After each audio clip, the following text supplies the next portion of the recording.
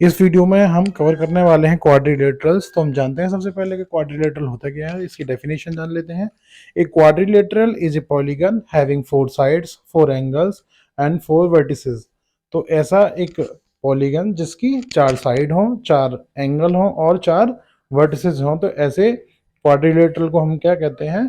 Quadrilateral कहते हैं। ऐसे पॉलीगन को क्या कहते हैं? क्वाड्रिलेटरल कहते हैं। इस फिगर में हमने दिखाया है कि ABCD एक क्वाड्रिलेटरल है। अब इसके हम पार्ट्स के बारे में जान लेते हैं कि क्वाड्रिलेटरल्स के पार्ट्स क्या होते हैं। तो पार्ट्स ऑफ क्वाड्रिलेटरल में सबसे पहले हमने देखा है angle A, angle B, angle C and angle D are the four angles of the quadrilateral ABCD।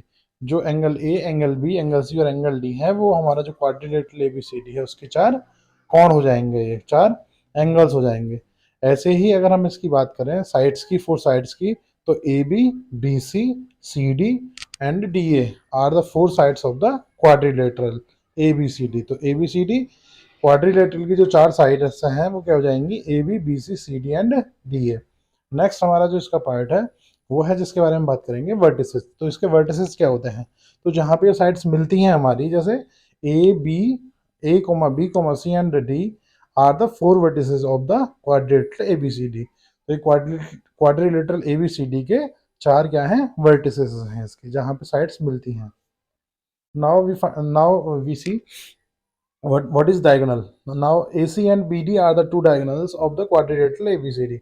तो जो हमारी अपोजिट जो वर्टिसेस होते हैं जब हम उनको मिलाते हैं किसी फिगर के तो हमें डायगोनल्स मिलते हैं। तो ऐसे ही हमारे क्वाड्रिलेटरल में जो डायगोनल्स हैं वो AC और BD हैं। ना जो नेक्स्ट हमारा इसका जो वो है, तो real life example of quadrilaterals हम जानते हैं कि भाई हमारे रियल लाइफ में कौन कौन सी जो फिगर हैं जो क्वाड्रिलेटरल्स होते हैं। तो there are many real life quadrilateral examples: cards, boards means chess boards and traffic signal signs etcetera. तो ये और मैंने इस फिगर में भी आपको दिखा दिया है कि कौन कौन से जो साइन बोर्ड है, हमारी बुक्स होती हैं, काइट है, जो कार्ड होते हैं प्लेइंग कार्ड, जो वाइट बोर्ड होता है हमारा फ़ोन, ये क्या है? क्वाड्रिलेटरल की कुछ शेप है। ऐसे ही आगे और जो स्विमिंग पूल है, जो पिक्चर्स लगी हैं हमारी वॉल पर, और जो बुक्स हैं, जो हमारी हमारी जो विंडो होती हैं, ये सारी क्या है? क्वाड्रिलेटरल, हमारे क्वाड्रिलेटरल के रियल लाइफ एग्जांपल है। Some common properties of quadrilaterals. तो जो कुछ कॉमन प्रॉपर्टी होती हैं जो हर क्वाड्रिलेटरल में होती हैं, तो वो क्या प्रॉपर्टी है हमारी? सबसे पहले दे हैव फोर वर्टिसेस, चार वर्टिसेस होते हैं, पहले भी डिस्कस कर चुके हैं हम इसको। तो दे हैव फोर साइड्स, चार साइड्स होती हैं। And the sum of all interior angles is 360। कोई भी क्वाड्रिलेटरल हो उसके जो एंगल्स होंगे इंटीरियर, उनका जो सम होगा वो कितना होगा? 360 होगा। दे हैव टू डायगोनल्स, और हर क्वाड्रिलेटरल के कितने डायगोनल्स होंगे? टू डायगोनल्स होंगे। मैं बता चुका हूँ पहले डायगोनल्स क्या होते हैं। Now A quadrilateral can be regular और इरेगुलर। जो क्वाड्रिलेटरल है वो रेगुलर हो सकता है और इरेगुलर भी हो सकता है। A regular quadrilateral must have four equal sides and four equal angles and its diagonal must bisect each other. तो जो रेगुलर क्वाड्रिलेटरल होता है उसकी चार जो साइड जो है वो कैसी होनी चाहिए? इक्वल होनी चाहिए। चारों जो एंगल हैं वो कैसे होने चाहिए? वो भी इक्वल होने चाहिए। और जो डायगोनल है वो एक दूसरे को बाइसेक्ट करने चाहिए। तो जो ये सारी प्रॉपर्टी जो हमने अभी डिस्कस करी है वो किस में होती है? स्क्वायर, जो हमारा एक इसका टाइप अभी हम पढ़ेंगे क्वाड्रिलेटरल का, उसमें होती हैं। Quadrilaterals can be classified into parallelograms, squares, rectangles and rhombus. तो इनमें हम इनको बांट सकते हैं। अब हम पढ़ लेते हैं इनकी प्रॉपर्टीज क्या होती हैं, जान लेते हैं। पैरेललोग्राम की जो प्रॉपर्टी है वो क्या है? तो एक ऐसा क्वाड्रिलेटरल जिसमें opposite sides are equal and parallel. जो अपोजिट साइड्स होती हैं वो इक्वल हों और पैरेलल हों, और अपोजिट एंगल्स आर इक्वल, और उसके जो अपोजिट एंगल हैं वो कैसे हों? इक्वल हों। इसका जो सेकंड टाइप है वो है rectangle. Opposite sides are equal, जो अपोजिट साइड होती हैं वो इक्वल हों, all angles are right angle, और सारे के सारे एंगल कैसे हों? 90 डिग्री के हों। Square, opposite sides are parallel, opposite side parallel हो, ऑल साइड्स आर इक्वल, और उसकी जो चारों साइड है वो इक्वल हो, जो हमारा स्क्वायर है। All angles are right angles, जो ऑल इंटीरियर एंगल्स होते हैं इसके 90 डिग्री हो, तो वो स्क्वायर कहलाएगा, ऐसा क्वाड्रिलेटरल। अब रोम्बस की बात करते हैं, इसका अगला टाइप है अपोजिट साइड्स आर पैरेलल। तो इसकी जो अपोजिट साइड होती है वो पैरेलल हो, ऑल साइड्स आर इक्वल, और जो सारी साइड है इसकी इक्वल हो। अपोजिट एंगल्स आर इक्वल, जो इसके अपोजिट एंगल होते हैं वो भी इक्वल होने चाहिए। Diagonals bisect each other at right angle, और जो इसके डायगोनल होते हैं वो एक दूसरे को 90 डिग्री पर बाइसेक्ट करें। अब ट्रेपेजॉइड या ट्रेपेजियम भी बोलते हैं इसे। तो one pair of opposite side is parallel, जो इसकी एक साइड जो साइड का एक पेयर होता है वो पैरेलल होता है। अपोजिट साइड का एक एक मतलब अपोजिट साइड का एक पेयर कोई सा भी।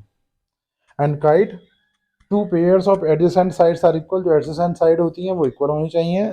उनका एक पेयर मतलब one pair of opposite side are equal, जो इनका जो अपोजिट साइड होती हैं वो क्या होना चाहिए, वन पेयर इक्वल होना चाहिए। One diagonal bisect the each other, और जो डायगोनल हैं वो क्या करने चाहिए, बाइसेक्ट करने चाहिए एक दूसरे को। और डायगोनल्स इंटरसेक्ट राइट एंगल, और जो एंगल है जो सॉरी जो डायगोनल्स हैं वो क्या है 90 डिग्री पर एक दूसरे को बाइसेक्ट करने चाहिए। कुछ इंपोर्टेंट फॉर्मूले हैं हमारे रिलेटेड तो पॉलीगन से हैं, बाकी हम इनको यहाँ भी डिस्कस कर लेते हैं क्योंकि इनका यूज जो हमारे क्वाड्रिलेटरल्स में भी होता है। तो जान लेते हैं सबसे पहले, sum of all angles of N sided polygon is equals to n minus two into 180।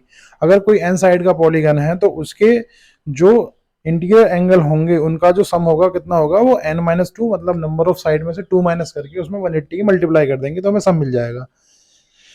जो हमारा नंबर 2 है इसमें formula, each interior angles of each interior angle of a regular polygon is equals to n minus two into 180 upon n। तो हम क्या है कि जो हमारा सम आया है इंटीरियर एंगल्स का उसमें क्या कर देंगे, नंबर ऑफ साइड से डिवाइड कर देंगे तो हमें ईच इंटीरियर एंगल उस पॉलीगन का रेगुलर पॉलीगन का मिल जाएगा। जो नंबर 3 है हमारा, sum of all the exterior angles of a polygon is equal to 360।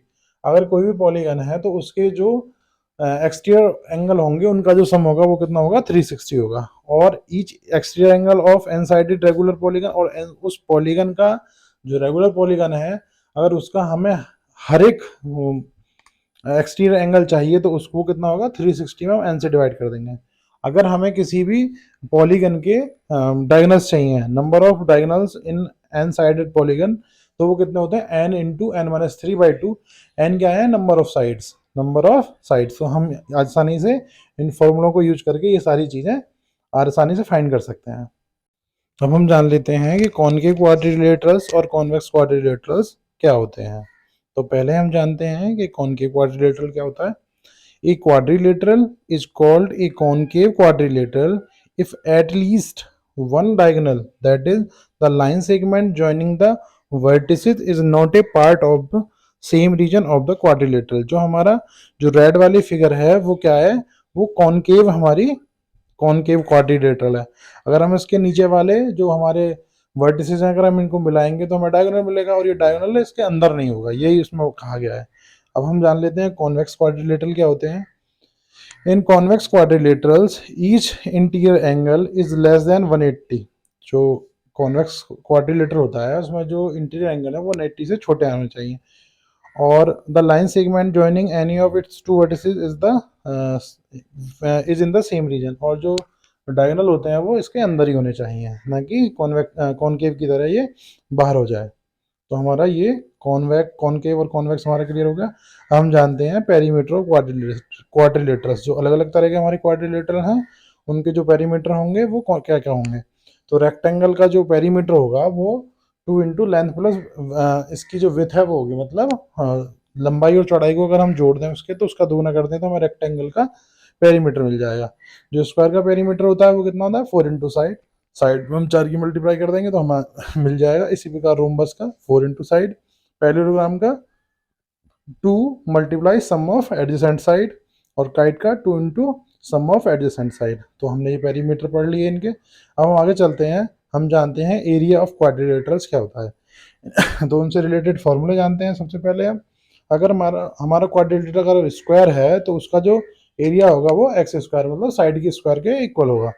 अगर हमारा क्वाड्रिलेटर रेक्टेंगल है तो उसकी लेंथ और ब्रेथ की जो मल्टीप्लाई होगी वो हमें उसका एरिया दे देगी। पैरेललोग्राम का क्या है, जो इसकी साइड है, जो इसकी साइड है, जो साइड मीन मतलब जो बेस है इसका, और जो इसकी जो पैरेलल साइड है उनके बीच की जो डिस्टेंस है वो भी डिस्टेंस कैसी, वो भी परपेंडिकुलर डिस्टेंस, तो उनकी मल्टीप्लाई एक बराबर होगा।